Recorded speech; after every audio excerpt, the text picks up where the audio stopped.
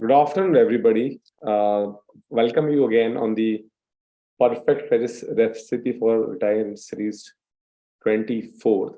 I'm very happy that we're helping the investors to get educated. And now we're on the YouTube Live also. So I request all of you to also... Good afternoon, everybody. Welcome you again on the Perfect Recipe.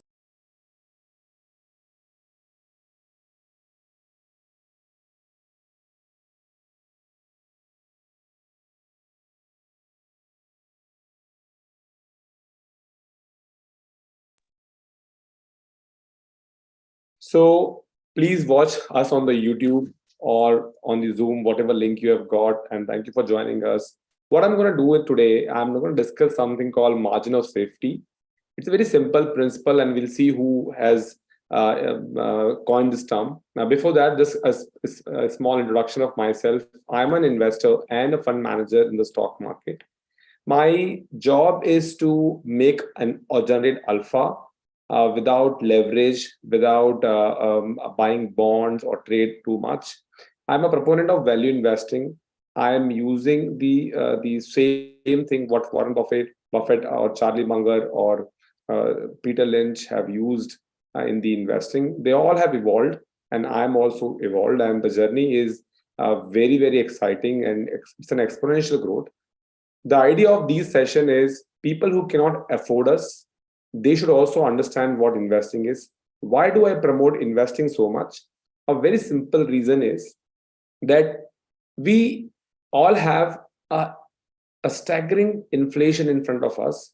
Cost of living is increasing day by day, and we are not generating enough money by putting our money into fixed deposits or putting our money into, let's say, for example, the instrument like gold and the bonds.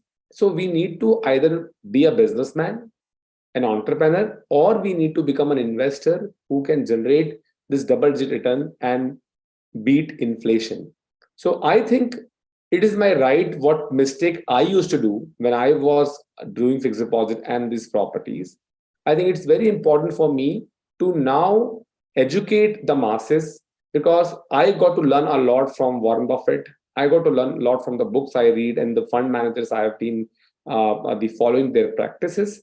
So this is the session where we don't demand anything from you, but we think if you learn even a one bit, we are very happy. And I'm very happy. One of the investors called yesterday and he asked me that the book which you are recommending, please let me know. I'm very happy people now gift me books, and they're also asking me for books when they go for their holidays. I think that's very important. If a book which is worth, let's say, $100 can help us to make $5-10 million, why not? People who are busy, people who have their day job to handle, let people like me handle their wealth. So this is another session. I will continue to do this. And this particular session called Margin of Safety is inspired by a book called The Margin of Safety, wrote by Seth Klamrin. Seth Klamrin is the hedge fund manager, and he started the company in 1982. This firm manages more than $30 billion, and they have a staggering CAGR of 20%. And he's a proponent of value investing. He also wrote forward in the book called Intelligent Investor, which is the classic book by Ben Graham. Ben Graham quote margin of safety in his book. In the last note, you will find, and very interesting facts have come. It's also a good refresher for investors like me to understand margin of safety. And in the last 3 years, if we are at 70-75% up, I think the margin of safety has played a very good role. But I think there's a lot of confusion also on margin of safety. And we'll see how I can help you out with those margin of safety confusion to be removed. So let me start by sharing my screen and take you to the presentation my team has prepared. So let's go with the presentation here. And the very important thing to understand that margin of safety is nothing new. When, let's say, for example, we go to have a good tea, and we know that there's only one restaurant at, let's say, 8 a.m. in the morning, we might not get that tea and we might come disheartened. So it is better to go to a place where you have 3-4 cafeteria or restaurant, so you're at least very sure of getting the tea. So I think we all are very smart enough. When we go for a travel, we make sure we do take a travel insurance. When we take a car, we make sure we take a car insurance. But I think when it comes to investing, we need to understand that the same principle is applicable here also. And let's see how can we apply the same here as well.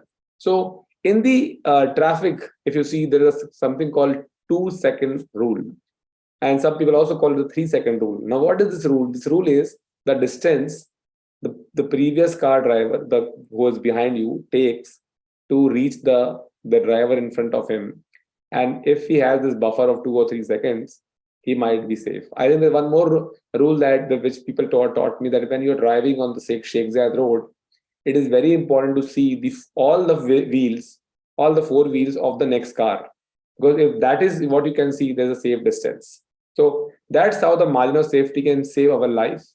Similarly, on the cricket, I'm sure I don't know whether you know this or not, but there is one Indian captain, who has never been run out in his test matches. He definitely got run out 10 times in the one day matches, but he never got run out in the test matches. And this particular gentleman is none other than Kapil Dev, who got us the World Cup. Also, he won for us in 1983. So Kapil Dev was known for fitness those days.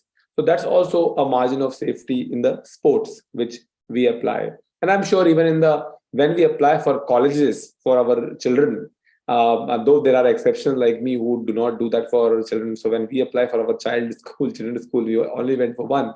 But when we apply for college, I'm sure we write to 5 and 6 colleges, and then one we get it. So I think we understand this concept.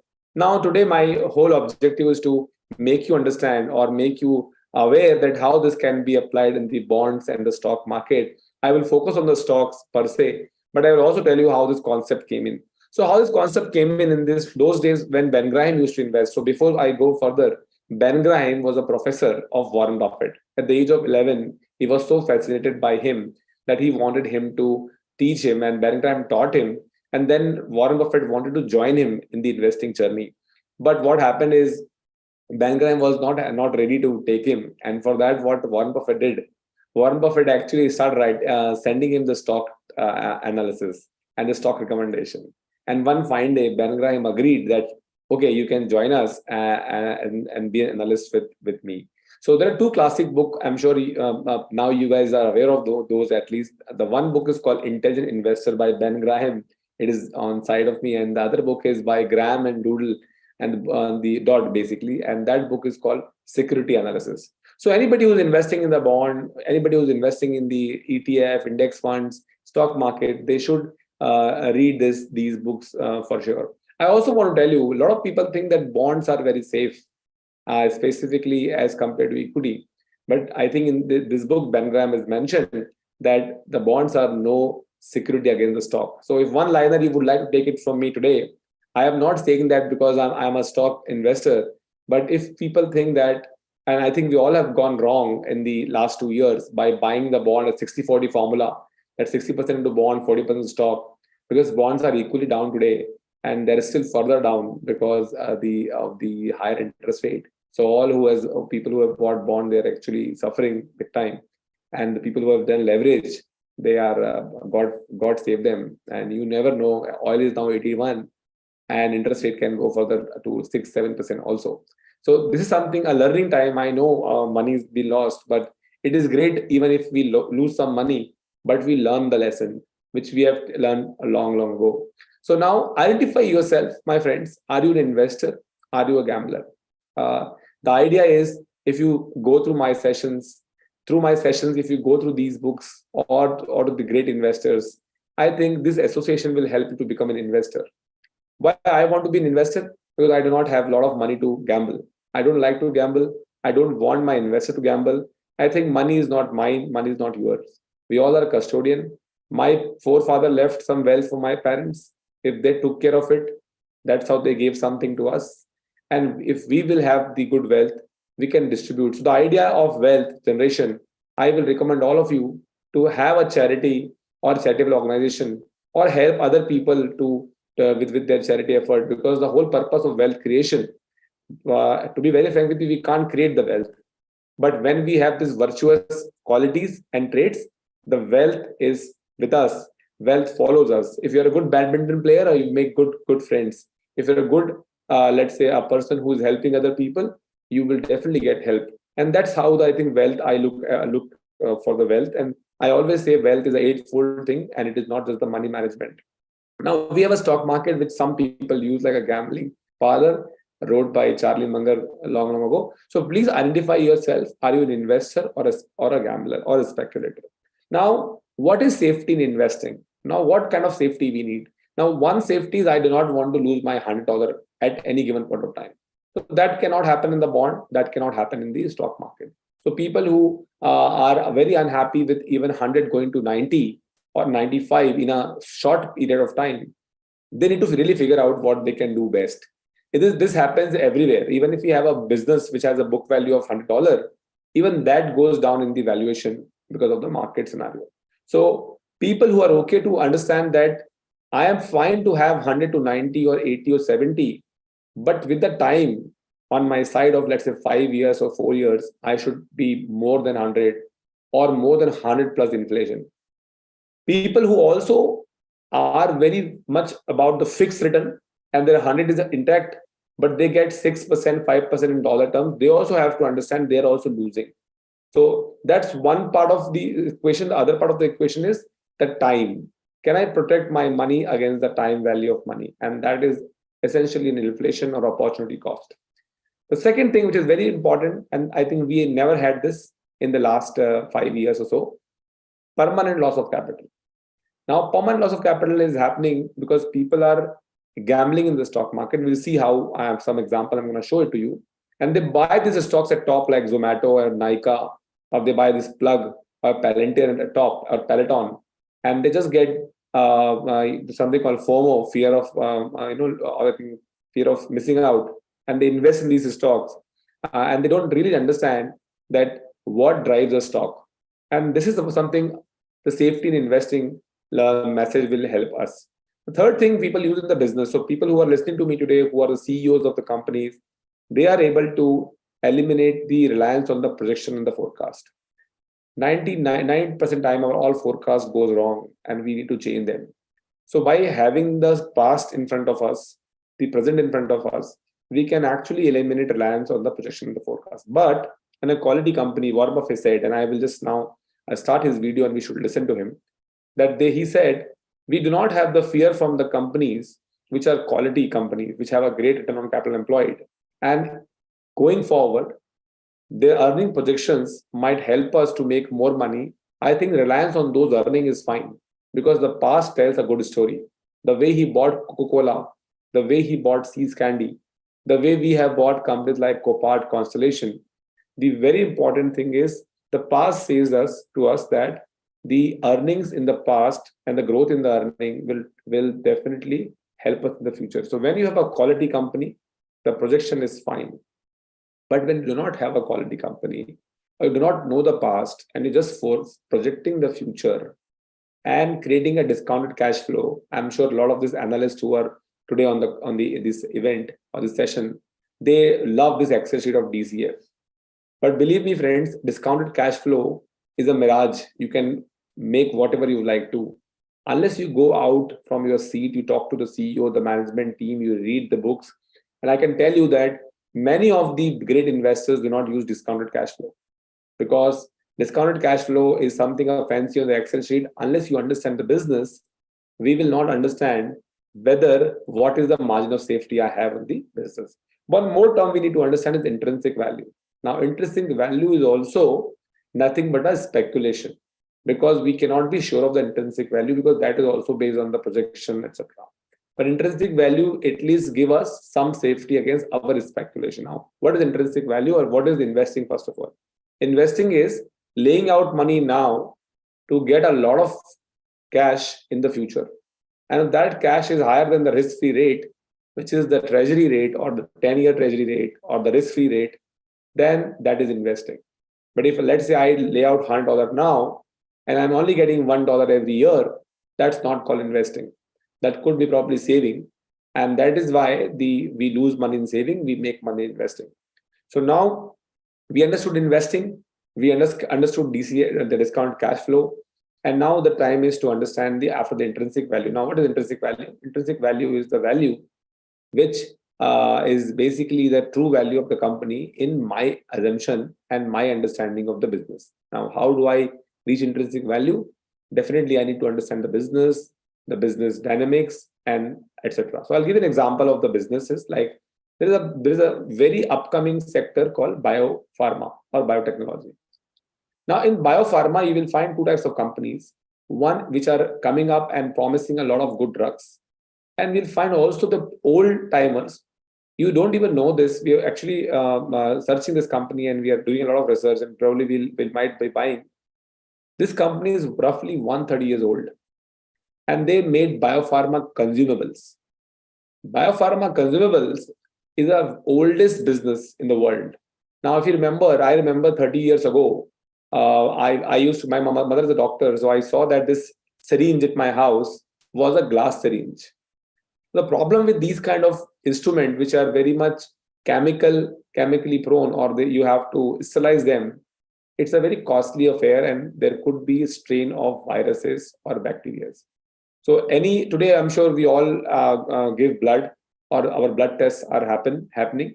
And what we have noticed that at least for the last 10, 15 years, I know whether it is a glucose bottle we get, or whether it is the the syringe, or whether it is the steam equipment, all are made of fiber, plastic, and they are also, many of them are use and throw. Now, why are they use and throw? Because it is very safe. Now the margin of safety used by the healthcare industry. So this company is selling those consumables, and this company has a 25% free cash flow for the last 15 years, the growth I'm talking about. The return on capital employed is 25%, the 10-year, 15-year average I'm talking about.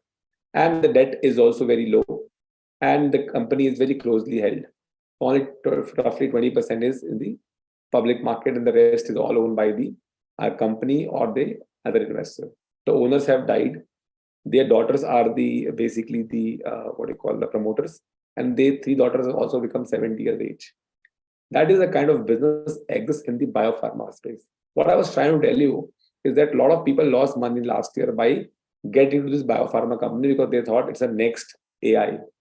But in the same field, we can buy an established player, or we can buy not one, we can buy 1, 2, 3 established player, and we can still make money. And that is margin of safety. So margin of safety, now we'll go into detail. So confronted with the challenge to distill the secret of sound investment into 3 words, we ventured to the motto of margin of safety with the great investment guru, Ben Graham.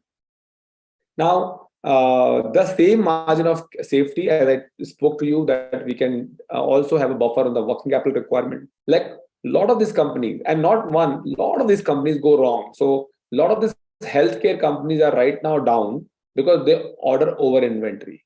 Now, why they order over inventory? Because in the COVID, the consumable requirement increased. The usual business was taken a back seat, and this business actually taken a front seat. And now what happened there, with so much of inventory they have, that their earnings are right now, or the inventory which they are holding is a cost to them. So this is also a business model issue. I'm sure we agree that the whole business revolves on how much inventory you have. There's a company called Apollo Tubes, and I was shocked to see that the conversion ratio of the cash or the debtors day was 0 actually. So they were actually getting their money in no time. So that's a great business model. So that's how we talked about the business. The second thing on the investing front is the capital allocation. So return on capital employed of 20, 25 or 40 tells that how is the promoter so finicky about or so efficient about his cash flow generation in the business.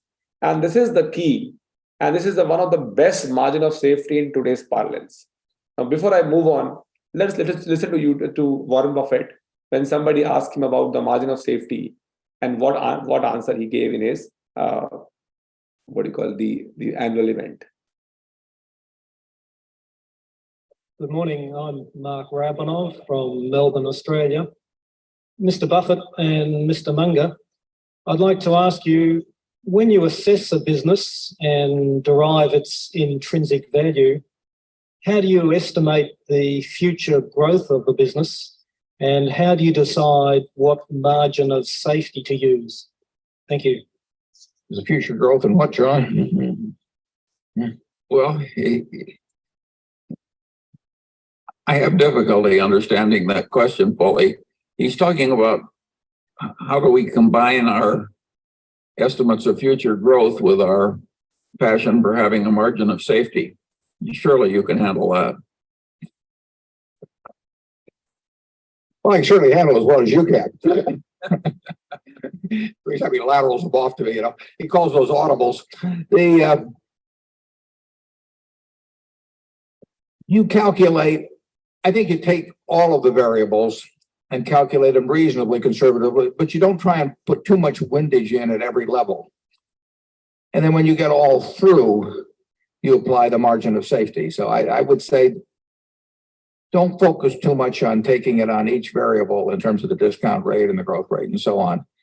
But try to be as realistic as you can on those numbers, but with any errors being on the conservative side. And then when you get all through, you apply the margin of safety. Ben Graham had a very simple formula he used for just the most obvious situations, which was to take working capital, net working capital, and try and buy it at a third off working capital. And overall, that worked for him. But that method sort of ran out of steam when the sub-working capital stocks disappeared. But it's the same thing we do in insurance. I mean, if we're trying to figure out what we should charge for, we'll just say the chances of a 6.0 earthquake in California. Well, we know that in the last century, I think there have been 26 or so 6.0 or greater quakes in California. And let's forget about whether they occur in remote areas. Let's just say we were writing a policy that paid off on a 6.0 or greater quake in California, regardless of whether it occurred in the desert and did no damage or anything. Well, we would look at the history and we'd say, well, there have been 26 in the last century. And we would probably assume a little higher number in the next century. That'd just be our nature. But we wouldn't assume 50. If we did, we wouldn't run any business. So we might assume a little higher. I would, if I was pricing it myself, I'd probably say, well, I'll assume they're going to be 30 or maybe 32 or something like that. Then when I get all through, I want to put a premium on it that now puts in a margin of safety. In other words, if I figured the proper rate for 32 is $1 million, I would probably want to charge something more than $1 million to build in that margin of safety. But I don't want to hit it I want to be conservative at all the levels, and then I want to have that significant margin of safety at the end. And I guess that, as I understand the question, that'd be my answer. And Charlie, you want to add that? Yeah, that book, Deep Simplicity, that I recommended to you, says that you can predict out of those 26 earthquakes how the size will be likely to be allocated. In other words, there's a standard power law that will tell you the likelihood of earthquakes of varying sizes. And of course, the big earthquakes are way less likely than the small ones. So you count the math and you know the applicable power law and you guess as to how much damage is going to, it's not that difficult. If somebody says they really want to protect against a 9.0 or something like that, then is it one in 300 years? Is it 1 in 1,000 years? Well, you get really off the data points. But that is not what you're looking at in investments. You don't want to look at the things that are that. You don't want to come up with companies where you make the assumptions that they get that extreme. And you don't have to. That's the beauty about investments. You only have to look at the ones that you feel capable of evaluating, and you skip all the rest. Number 11. So you saw that the margin of safety is more of a calculation, the probability calculation of saving ourselves against the very simple phenomena is that probability. Basically. How much it will cost you? Just give me 1 second. I would like to show you one more video. And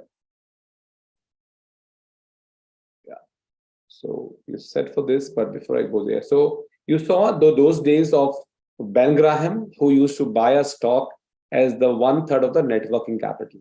And I did actually this as well, but this is absolutely not applicable now. Now, why it was applicable those days? Because the stocks were really beaten down. And why were they beaten down? Because of the World War I and World War II. And that's why you can pick up so if you want to be really sure that you want to make money, and if you buy a stock which is 1/3 of the net working capital or the working capital, so what happened is these kind of the stock, the chances of losing money is very less. They went up 40-50% up and you sell it. Ben Graham was not somebody who was keeping the stock for longer duration. But then with time, what happened? We printed money, capital become huge, the things become so efficient in the world. I can invest from here to America, you can invest from here to Taiwan. And now this margin of safety is not working.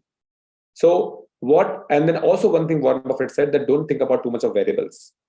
So what exactly, how can I protect myself and how can I make sure that the margin of safety is easy to calculate and then I can invest? Now, whether I'm investing as to an investment fund manager, whether I'm investing in a property, whether I'm investing in a bond, whether I'm investing in the stock, or as a fund manager, I am investing in the stock, how do I look into margin of safety? Again, Warren Buffett answers to is, let's see that answer and then we do some calculation. So I think that will be very easy for all of you.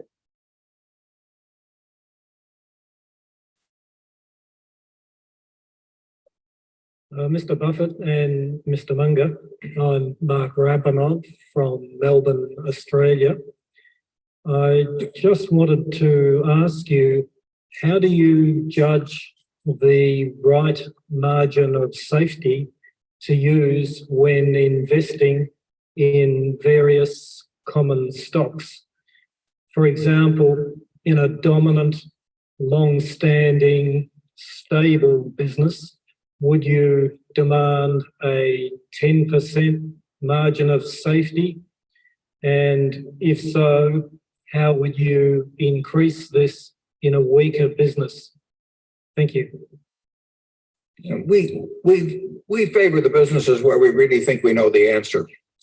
And therefore, if a business gets to the point where we think the industry in which it operates, the competitive position, or anything is so chancy that we can't really come up with a figure, we don't really try to compensate for that sort of thing by having some extra large margin of safety. We really try to go on to something that we understand better. So if we buy something like See's Candy as a business or Coca-Cola as a stock, we don't think we need a huge margin of safety because we don't think we're going to be wrong about our assumptions in any material way. What we really want to do is buy a business that's a great business, which means a business is going to earn a high return on capital employed for a very long period of time and where we think the management will treat us right. And we don't have to mark those down a lot when we find those factors. We'd love to find them when they're selling at 40 cents on the dollar, but we will buy those at much closer to $1 on the dollar. We don't like to pay $1 on the dollar, but we'll pay something close. And if we really get to something, when we see a great business, it's like if you see somebody walk in the door, you don't know whether they weigh 300 pounds or 325 pounds, you still know they're fat, right? And so if we see something where we know it's fat financially, we don't worry about being precise. And if we can come in that particular example of the equivalent of 270 pounds, we'll feel good.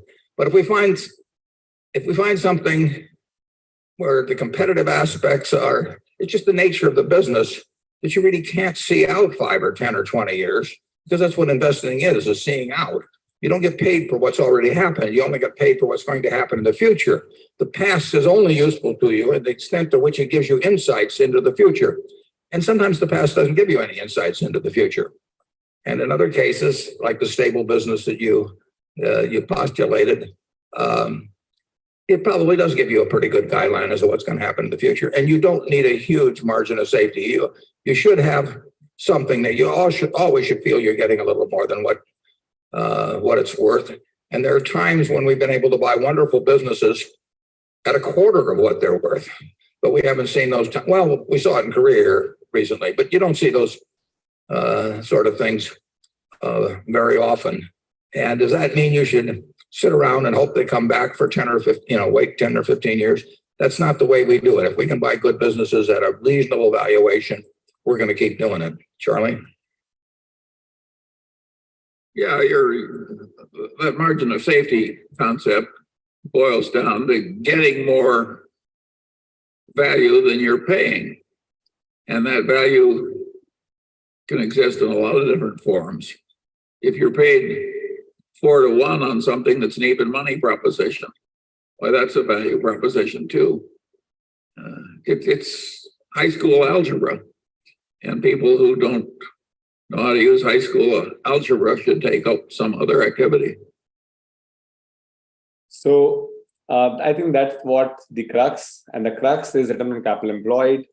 Charlie Munger, as is known for being a very, very blunt. He said, if you do not know high school algebra, stay away from investing. And that's the mistake I think people have done last year and last year. So now, when you have a good ROC, one, the second is when you know the industry. So I think a very important thing I want to tell you, which even I have gone wrong, but as a portfolio approach. So one margin of safety is never look at your stock investing as single stock investing. Always look at it as a portfolio approach, whether it is a 10 company or 20 company portfolio. Many stocks, if you have in the portfolio, that is also not right. So either give it to a fund or people like us to manage the money, because they understand this pretty well. So first margin of safety is look at a portfolio approach. Now, what they actually said, he said that if the return on capital employed is great, then we will not wait for a $1 stock to go to 25 cents. However, they have been there.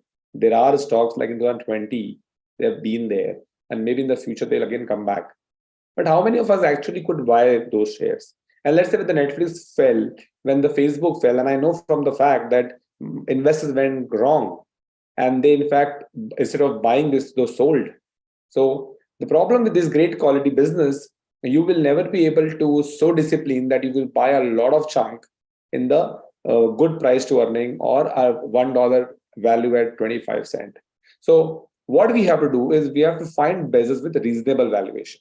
But what we end up doing is we find the businesses which have no valuation, or they are actually having no earning. So now further to the presentation, we'll now do the calculation and see how we can save ourselves against these kind of pitfalls. So allow me to 5 minutes more, and then we'll move to the calculation of and how this margin of safety can be calculated. So we have the past, as you know, we have the present, we do not have the future.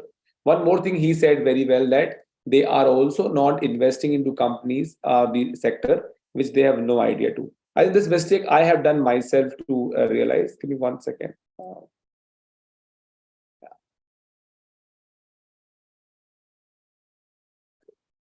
Now I hope you can see it. Now, the way margin of safety can be calculated in the bond is the interest coverage ratio. So earning before interest and tax divided by interest expense is what exactly a bond investor should understand. And I'm going to take an example of Vedanta here. So interest coverage, what Ben Graham said that day, and I think that is still valid, is 5 times. So when you buy a bond, if the operating income or the earning before interest and tax does not cover the 5 times of the interest expense, then one should avoid buying that bond. And that is very easily achievable, and I'll just discuss that. In the stock, we can do it multiple way. One is we can look at the historical earning yield. Now, what is earning yield? Earning yield is price to earning inverse. And that we can compare with the 10-year treasury. And I'm going to do that with you. And the second thing, we can look at the historical earning yield with the industry, which means basically the price to earning of the company versus the industry. And the third is historical earning yield versus the index. So all this we will now do. One example we would like to quote of the company which we have. Let me disclose that we own these companies, and the earning yield in 2013, which is the 1 by PE, was 4% for Copart, 2.06% for Constellation, and 0.14% for Amazon respectively. The 10-year treasury rate those days was 3%. Now look at it, that the share price of Copart from there became 9 times, Constellation became 11.6 times, Amazon become 5.41 times. Two ways you can look at: the quality comes at cost. Amazon was offering less yield than 10-year treasury, The second thing I will say is that Amazon is not a company which we should look at the price to earning basis. Though they have increased their cash flow and by 11 times, but still the returns were 5.41 times as compared to the Copart and Constellation Software. Earning yields were also very confusing here because Copart had a higher earning yield than 10-year treasury, but Constellation earning yield was 2% than the 10-year treasury. What actually worked for favor of Copart and Constellation, which Charlie Munger mentioned and the Warren Buffett mentioned, is the return on capital employed. We have three businesses all together. We are very happy to analyze these and understand what is good for us to in the future. The cash flow growth is highest in the Amazon, but the quality wise, the return on capital employed, Copart and Constellation has beaten Amazon hands down, and that is how they, even if they have achieved less cash flow operational growth, they still achieved 9 and 11 times of the return. And even they were, one of the business was costlier or giving less yield than 10-year treasury. This is a fantastic phenomena for my viewers today to learn. Now, let me come to the Excel sheet, my favorite, where I do the calculations and help you out. So it's a layman investing sheet. Today's Copart earning yield, if you see the price to earning 36.32. And if I divide it by or inverse it, will be 2.75%. In the Amazon, it is 0.94%. So lowest in Amazon actually. But let's remove Amazon from the equation because Amazon cannot be understood for the earning yield. Now, Apple, Copart, Skechers, they are comparable. Now, one comparison I can do among the stocks, as we saw how we can calculate the margin of safety. So if you look at Skechers, from just the standpoint of view, the margin of safety, and what is earning yield means if I invest $100, I am going to get 5.96 as my profit if I am owning this Skechers as a private business. So obviously Skechers is very cheap right now. If they can maintain a great growth and the moat is good, Skechers could be a business to own right now just from the margin of safety standpoint of view. Now, some people who are old timers, old value investors, they might want to look at the Skechers. Before I talk further, I would like to tell you that Skechers, Apple and Copart, they all have a decent balance sheet and decent earning growth and the return on capital employed. So that's one thing we should remember. I'm not just comparing any apple to oranges. It is apple to apple comparison. Now, second comparison we can do with 10-year treasury. Now, US 10-year treasury is right now 4.32%. So from that perspective also, we have now how much safety I have. If I look at the difference of the Skechers is 5.96 minus 4.32. Sorry, one second. So the difference of the margin of safety of Skechers is, and I'm buying it. So roughly 38% is the margin of safety when I'm buying Skechers as compared to the US 10-year treasury. Similarly, when I compare it with the S&P 500, how did I calculate the earning yield of S&P 500? The average of all the company S&P, the price to earning current TTM, the trailing 12-month price to earning is 23.46. You divide it by 1, you will get the earning yield. Example, US FD rate today is roughly, let's say 5.5% or 5.5%. Let's say for similarity's sake, 5%. Now this 5% you get on $100. So when I invest, my investment or my outflow is $100, I will be earning $5. So the earning yield is 5 divided by 100. So that is how I'll calculate the earning yield of any instrument I am investing into. So this is the US FD rate or USA fixed deposit rate earning yield. So similarly, I calculated the US 10-year treasury because that is the comparison also we can do is 4.32 and S&P is 4.26. So if I again look at the margin of safety I have by buying more of Skechers today is 5.96 divided by 4.26 minus 1. So a very good business to add today for someone who just want to use margin of safety. Having said that, Copart and Apple are very different businesses, and they are also very like in the Skechers there are at least 10 players, and at least 5 of them are very famous like Nike, Puma, Adidas, Reebok, and let's say Skechers. And even Asics is very famous in that matter. But in the Copart or in the business of Copart, you will not find more than two players. So Copart and IEEE is the only player. And coming to Apple, I think the race is only Apple and Samsung as of now. So moat is higher, and that is why earning yield is lesser. So today, if Apple falls by, let's say, 20-30%, that becomes a very good point to buy for big fund managers or the retail investors to buy Apple from the margin of safety point of view, or I can say the margin of safety is higher. But today in Apple and Copart and Amazon, there is no margin of safety as compared to the historical, not the historical, as compared to the 10-year treasury and the S&P 500. Now, the third way is looking at the historical earning yield. So for that, we have to calculate the historical P, and I will do it that for Sartorius, for example. Now, Sartorius Biotech, I took a 5-year price to earning. It's a healthcare company out of France, and this is a 130-year-old company. If you look at the 5-year price to earning, the price to earning is 56, 59, 49, 37 for a moment, and then 50, 51. And then if you see this, it went roughly very high. And today, this company is at a price to earning of, let's say, 38. So you see the graph in the 5-year, 10-year history, also you can check. You will find that I have roughly from the top or from the average line, I have roughly very good decent, at least 24 divided by 40 is roughly 40-50% margin of safety. Though this business is still costly at the PE of 39 or something, the growth of the business is 20% only.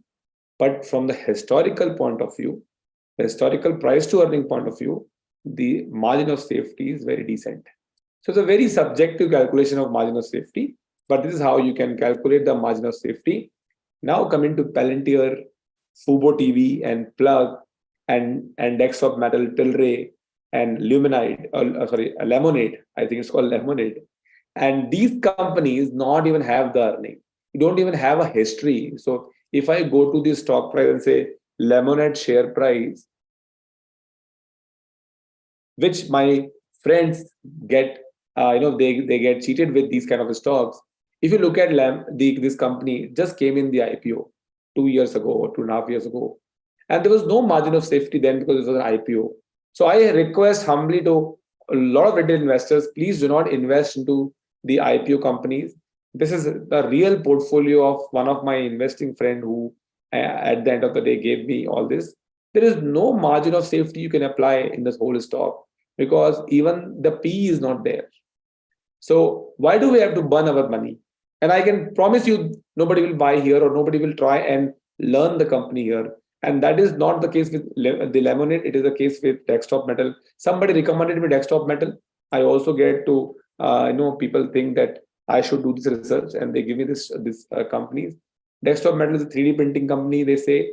But look at the stock came at 9.7. It actually peaked at 2031 and people were just distributing as a gift. And today where we are, no PE ratio.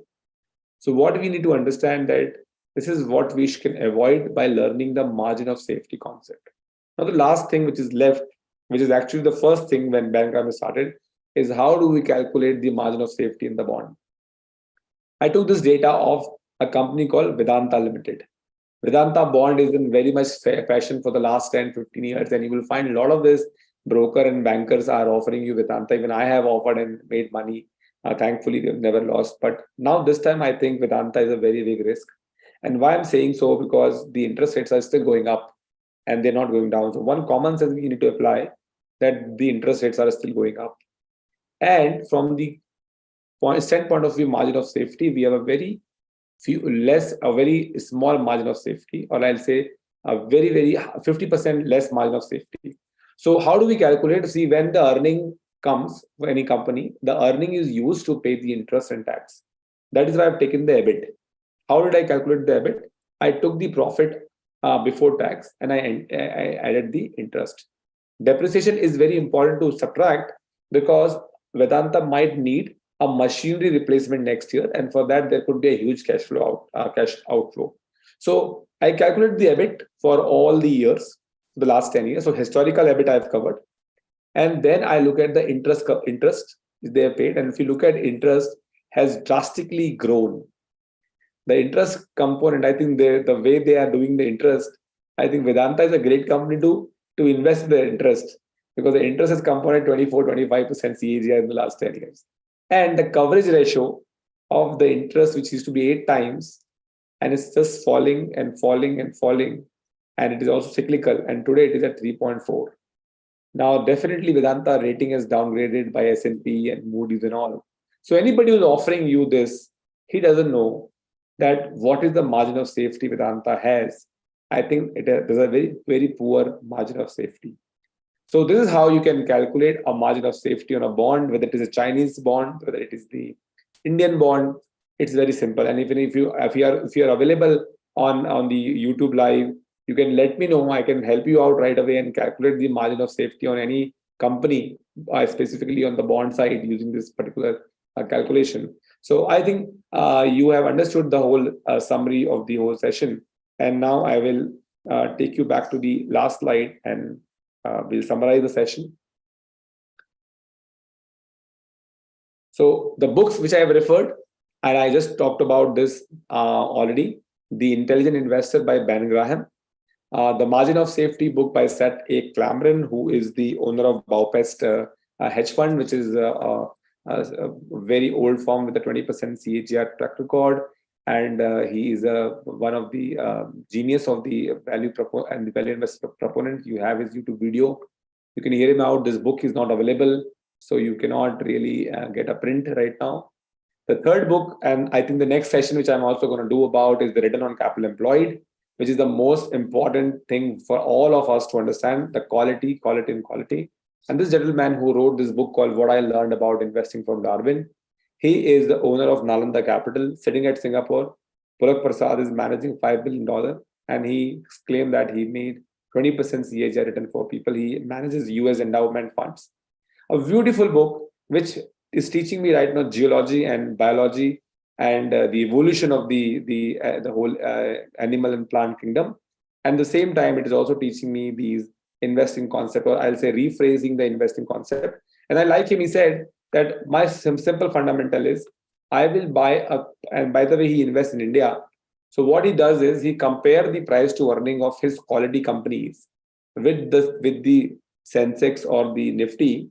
And with that margin of safety, if they're down by 20-25%, he invests into those stocks. So very disciplined investor. And the next session should be what I learned about investing from Pulak Prasad. I wrote to him also, and probably I'll try if he can come on the show. So if you haven't read 100 of books, you are functionally illiterate, and you will be incompetent because your personal experience alone are not broad enough to sustain you. James Matthews. Now, I don't think so that really applicable to all, but 99% is applicable. The 1% people who have actually gone through the world, like the Indian Prime Minister, or let's say Darwin, or let's say there are these sages who have also gone to, even Indian Prime Minister is one. They also can be a great people to look up to. But obviously, people like me who can, family man who cannot do this, the books are the greatest asset to learn about the investing, about the life, and about the business. So, summarizing my session with today, we discussed margin of safety. Margin of safety is applicable in the cricket, in the Bollywood, in the small things when we go for a food or a college admission. Similarly, margin of safety can be applied in the bond and the stock market. When you do the bond investing, look at the interest coverage, because that's how the bond interest payment comes in. So 5 times is the key. If more is better. And that is how you can look into the margin of safety. Margin of safety can be calculated in the stock by the industrial average, by the historical price to earning, by the return on capital employed. So if you have a good ROC company like Apple, you do not have to really be worried about the valuation unless it is extraordinarily high.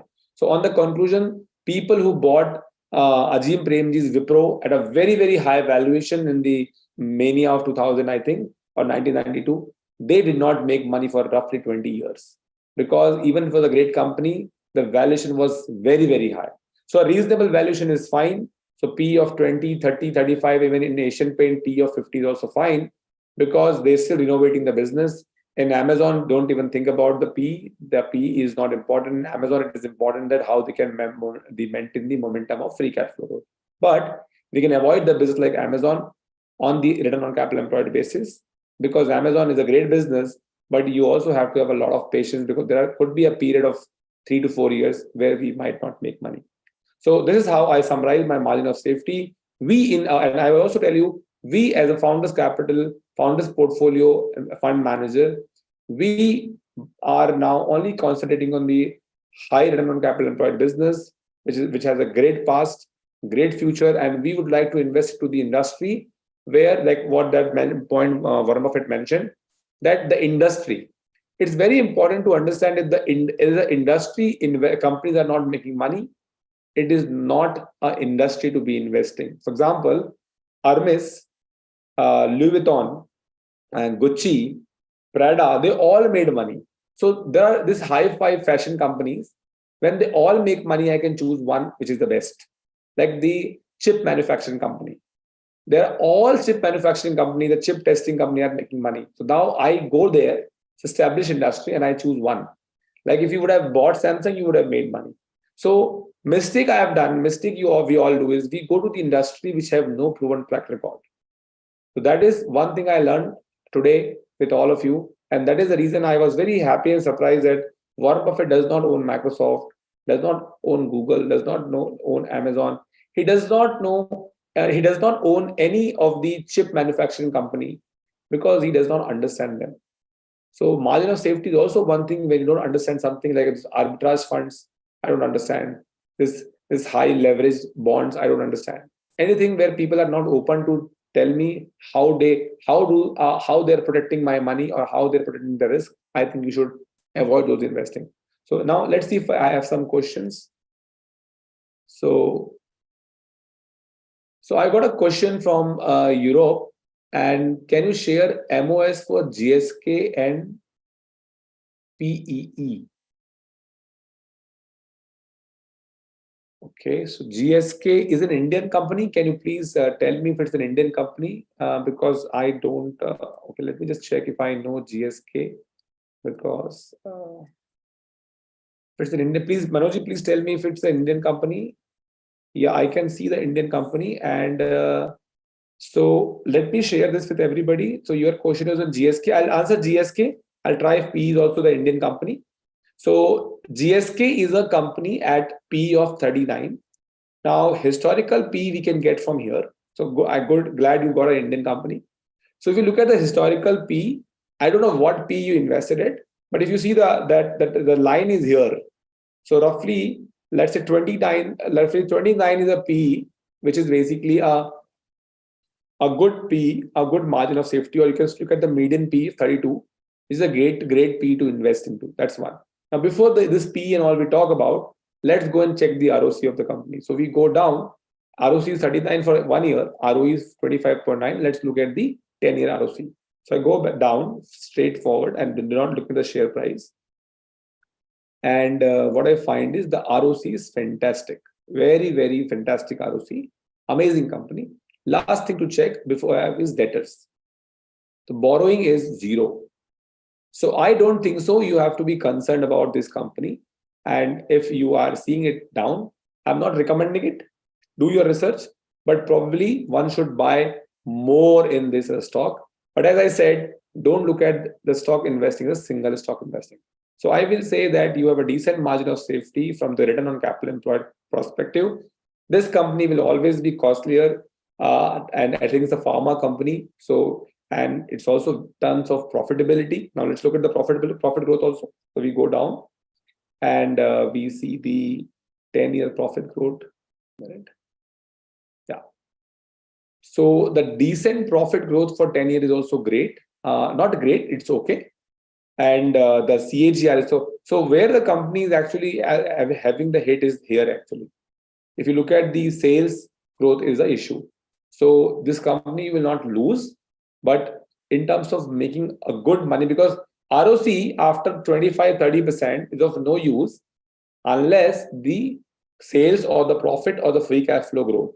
So you have to check on your own the free cash flow growth, but sales and profits are saying a poor number. Profit is still fine. 18% is a good growth. Now you have to read about the company and see whether how the future looks up to. So that is my answer.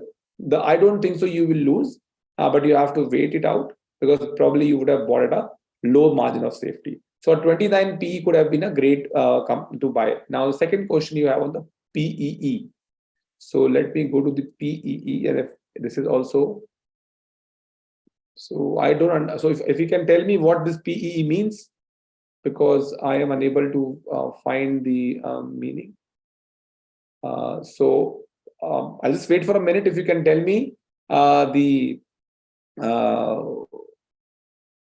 PEE's full form. So I don't know. Let me search if I can.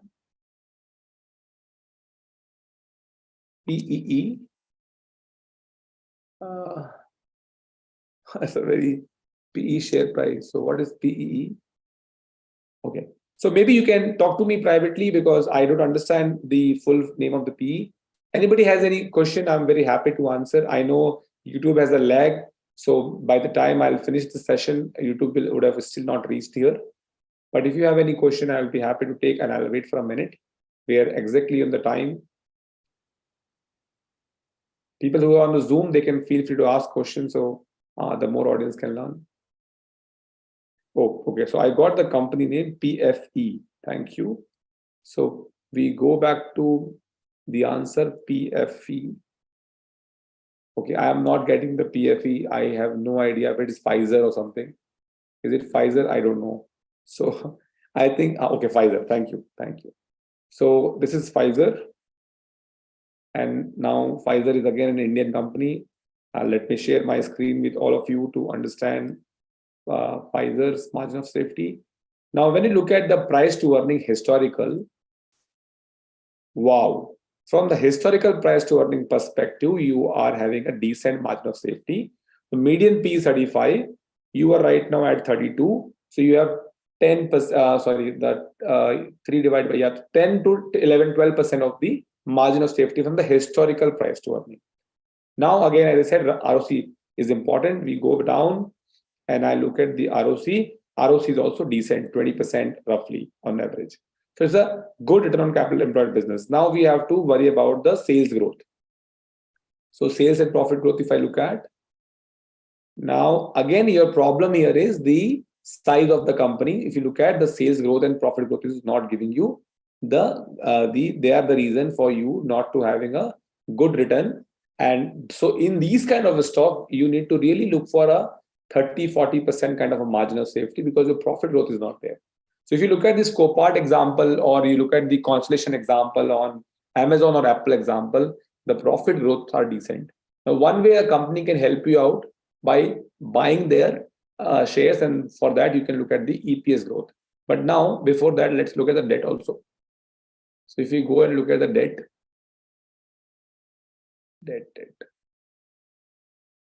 Borrowing is also not there, and they have good reserves.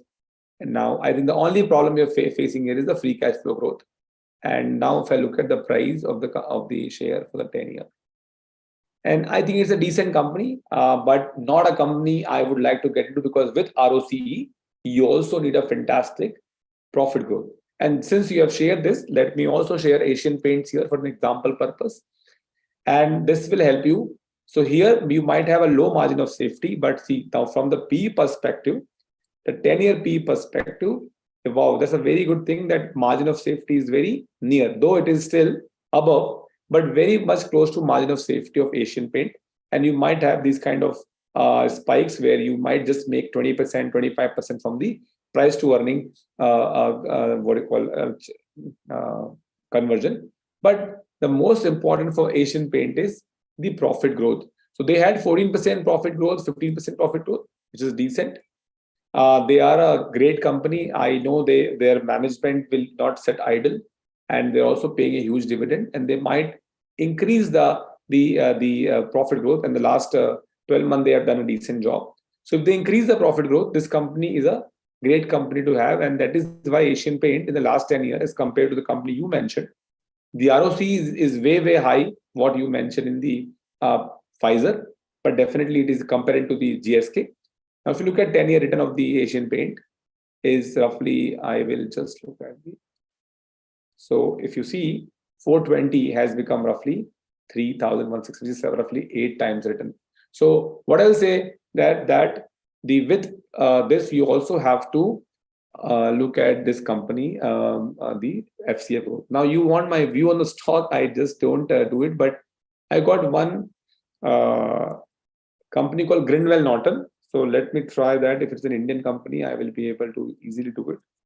Okay, it's an Indian company. Now let's again go back to, so I think I will just tell you it out. So Grindwell Norton, if you look at the historical PE perspective, it is not having a margin of safety at all. That's something. As I also told you, that return on capital employed will take care of the higher price to earning ratio. Now I go back to the ROC. ROC is decent. It is still maintained. Company has a good shareholding pattern, 58% with the owner, and the borrowing is increasing.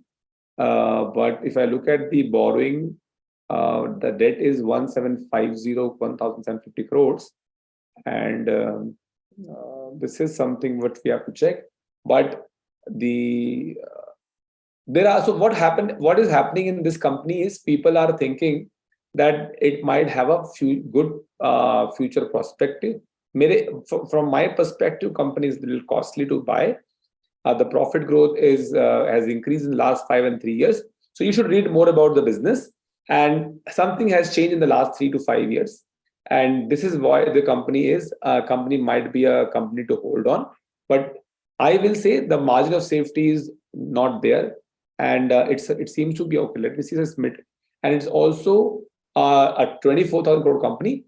I think this is a company we need to research more, but you might wait before you buy, and you need to do more research on what may trigger the free cash flow. So if it's a security company, no, this company is a ceramic and plastic company. One has to read through to further comment on it. So I will recommend to you, Satyendraji, please read more about the sector, what is happening for the next 20 years. So I gave you example of Sartorius.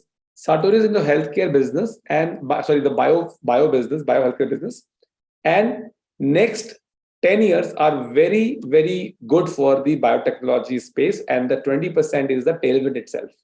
So you need to figure out what does the industry say, how many players are there, and if this company called the Grindwell Norton has a good margin of safety, good growth, then this company to own. Coming to GSK UK, I do not have the data, but I can definitely come back to you and help you out on the margin of safety. So thanks a lot for asking questions. I hope I would have been able to answer it. Next time, please send the question in advance so we can give you more input. I think I'm very happy to help you out if I can.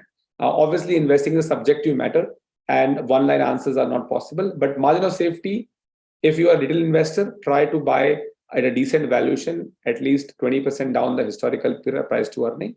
If you are a single stock picker, think about this as a portfolio approach and know the business. Very important is to know the business. What I'm happy about, all 3 stocks which came, they all have a good ROC. So that is also one thing to protect against the fall of the investing. So look at the companies which have 20-25% return on capital employed. So this is also one way of not losing money. One more thing, which I think we mentioned, do not look at any stock portfolio return in the 1 or 2 years. I have told this many times. People don't listen to me. 5 years is the time horizon for you to figure out whether it is a good stock picking or not.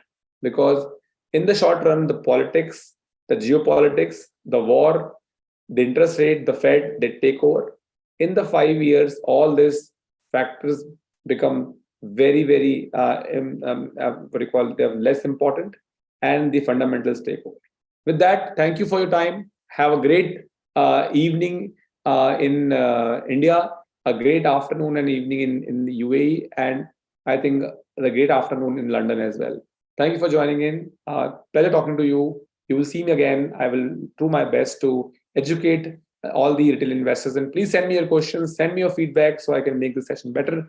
Thank you to my team who have done so much of effort, and every time the sessions are becoming better. We are now on YouTube Live. Please like us, give your comment and subscribe to our channel. Please also share with other people, and please write to us so that we can make them better. Whatever I am today is all because of you, because of your questions. Thank you very much. Have a great day.